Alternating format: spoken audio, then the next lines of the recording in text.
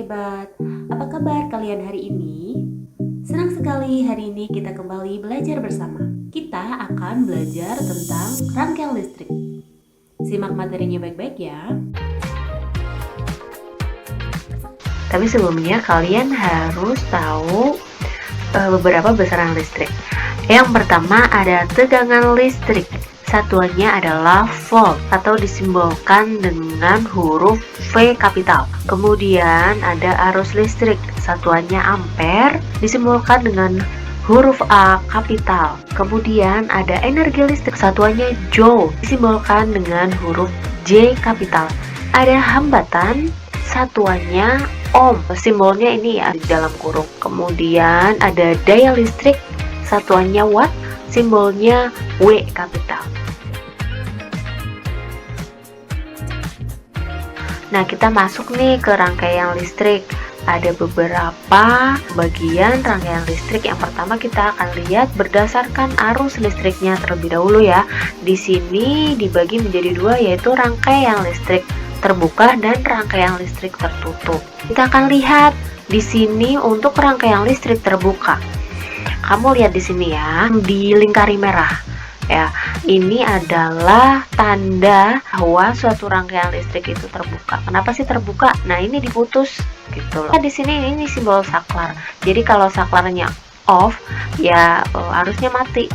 Nah, kabelnya putus gitu. Jadi apa yang terjadi? Tidak ada arus yang mengalir ya, jadi lampunya mati. Jadi dalam rangkaian listrik terbuka itu tidak ada arus yang mengalir karena kabelnya terputus nih, nggak nyambung kan di sini. Nama aja terbuka ya. Terbuka apanya? Kabelnya di sini terbuka. Kita bandingkan nih sama rangkaian listrik tertutup. Yang dilingkari ya, yang dilihat dalam rangkaian listrik tertutup kabelnya nyambung ya. Kalau ini terbuka nih, putus. Nah, kalau ini tertutup, nyambung. Nah, berarti di sini saklarnya itu dalam kondisi on atau nyala ya. Itu berarti arus listrik yang berasal dari baterai itu bisa dialirkan ke bohlam lampu. Jadi lampunya akan menyala. Jenis rangkaian listrik jika dilihat dari susunan komponennya, yaitu rangkaian seri, rangkaian paralel, dan rangkaian campuran. Nah, kita akan lihat yang rangkaian seri terlebih dahulu. Ciri-cirinya adalah yang pertama disusun secara berderet. Nah, maksudnya berderet ini nih, berderet ya, urutan ya. Lampu 1, lampu 2, lampu 3. Kemudian ciri yang kedua, kabelnya tidak bercabang, kabelnya cuma satu. Nih, dilihat nih. Ini kabel yang warna merah, tidak ada cabang-cabangnya gitu. Kemudian ciri yang ketiga, arus listrik yang mengalir pada tiap komponen itu sama. Ciri yang keempat, hambatannya lebih besar. Kemudian hemat biaya kabel. Kenapa? Nah, tadi kan yang dipakai kabelnya cuma satu ya, jadi hemat biaya. Nyala lampu tidak sama terang. Semakin lampunya itu dekat dengan sumber energi, dia itu nyalanya lebih terang gitu. Nyampe ke sini kan udah dikurangi sama yang depannya. Ya, nyampe yang lampu ketiga atau lampu C udah dikurang energinya dari dua lampu di depannya gitu. Jadi tidak sama terang nyalanya. Kemudian kita masuk ke contoh dari rangkaian seri ya. Biasanya rangkaian seri itu digunakan pada lampu-lampu hias, lampu senter dan lampu hias Natal. Kelebihan dan kekurangan dari rangkaian seri. Yang pertama nih, untuk kelebihannya, proses pembuatannya mudah karena rangkaiannya sederhana ya. Tadi kan cuma butuh satu kabel, satu saklar. Nah, itu lebih sederhana, jadi lebih mudah bikinnya. Kemudian hemat biaya karena kabel dan saklarnya itu dikit, tidak sulit melakukan pemeriksaan jika terjadi kerusakan. Kemudian untuk kekurangannya, jika salah satu komponen rusak atau mati, maka semua komponen tidak akan berfungsi. Jadi kalau satu lampu mati, ya semuanya ikut mati. Yang kedua, nyala lampu tidak sama terang. Yang ketiga, boros energi karena hambatannya besar. Oke, kita lanjut rangkaian yang kedua, yaitu rangkaian paralel. Kita akan lihat ciri-cirinya. Yang pertama, disusun secara bertingkat atau bertingkat nih, kayak gini nih, susun-susun ya. Arus yang mengalir berbeda-beda. Beda karena beda saklarnya ya kan. Saklarnya satu-satu nih. Kemudian hambatannya lebih kecil. Ciri yang selanjutnya, kabel yang digunakan lebih banyak. Kamu coba lihat deh, kabelnya kan banyak ya. Nih, lampu yang paling atas nih, kan satu kabel.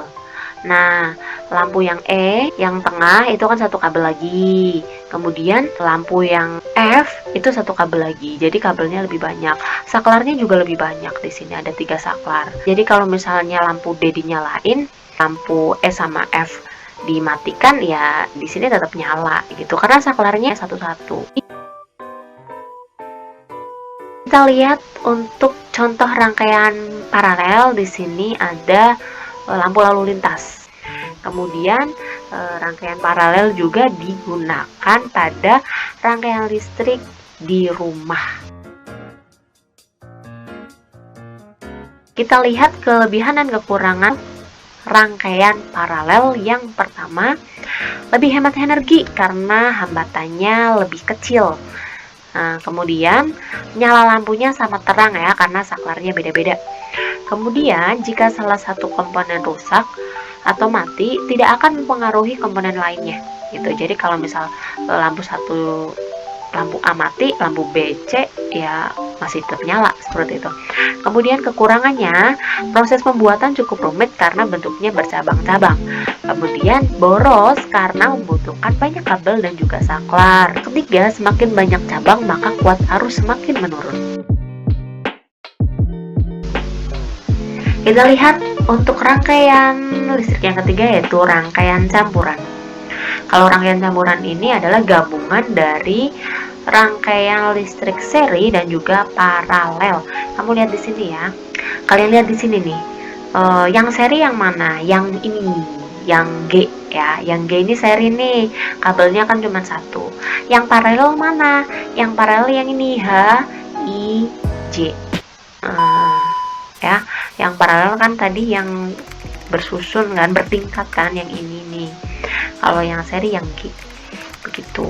Nah, kalau campurannya ini nih, gabung semuanya jadinya campuran. Kemudian untuk rangkaian campuran, masing-masing komponen dapat disambung dan diputus tanpa mempengaruhi rangkaian lainnya. Dalam penggunaan sehari-hari, rangkaian campuran bisa ditemukan pada kendaraan bermotor. Oke, kita akan masuk ke contoh soal 1. Perhatikan baik-baik gambarnya di sini. Soalnya adalah jika saklar S1 ditutup sementara saklar S2 dan S3 dibuka, lampu manakah yang tetap menyala?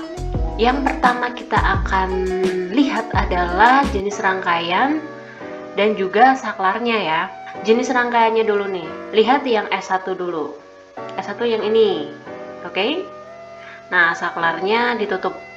Berarti di on. Sudah ada keterangannya di sini bahwa S1 itu adalah rangkaian listrik paralel. Kemudian untuk yang saklar 2 atau S2 dan lampunya L2, ini juga rangkaian paralel. Saklar S2 itu dibuka atau di off kan. Kemudian untuk yang saklar S3, kita lihat dulu rangkaiannya apa di sini. Seri, saklarnya dibuka. Perhatikan di sini tadi untuk S1 saklarnya ditutup. Rangkaiannya paralel, berarti lampunya nyala. Berarti yang menyala adalah L1. Kemudian bagaimana untuk lampu L2? Ini rangkaiannya paralel tapi saklarnya di off kan. Untuk lampu L2 ini posisinya mati ya, atau padam. Kemudian saklar S3 rangkaian seri, lampunya L3 dan L4. Posisi saklarnya dibuka atau di off kan, berarti otomatis karena rangkaian seri kedua lampunya itu sama-sama padam. Jadi yang nyala itu L1, yang padam lampu L2, L3, dan L4. Lanjut contoh soal yang nomor 2. Perhatikan di sini ada gambar rangkaian listrik sama seperti tadi, tetapi kondisi saklarnya beda. Perhatikan bunyi soalnya. Jika saklar S1 dan S3 ditutup dan S2 dibuka, lampu mana yang padam? Lampu mana yang tetap menyala? Kita Lanjut ke pembahasan soalnya. Kondisi saklar S1 ditutup, berarti di on kan. Otomatis lampu L1 nyala ya, karena ada arus listriknya. Kemudian untuk saklar S2 dibuka atau di off kan, berarti tidak ada arus listrik. L2 atau lampu 2 padam. Kemudian saklar S3 ditutup ya, atau di on kan. Karena ini rangkaiannya seri, otomatis kedua lampunya akan menyala. L3 dan L4 menyala. Jadi yang nyala L1, L3, dan L4. Yang padam lampu yang mana? L2. Oke, selesai sudah pembelajaran kita pada hari ini. Jangan lupa untuk mencatat hal-hal yang penting. Sampai jumpa di pembelajaran selanjutnya.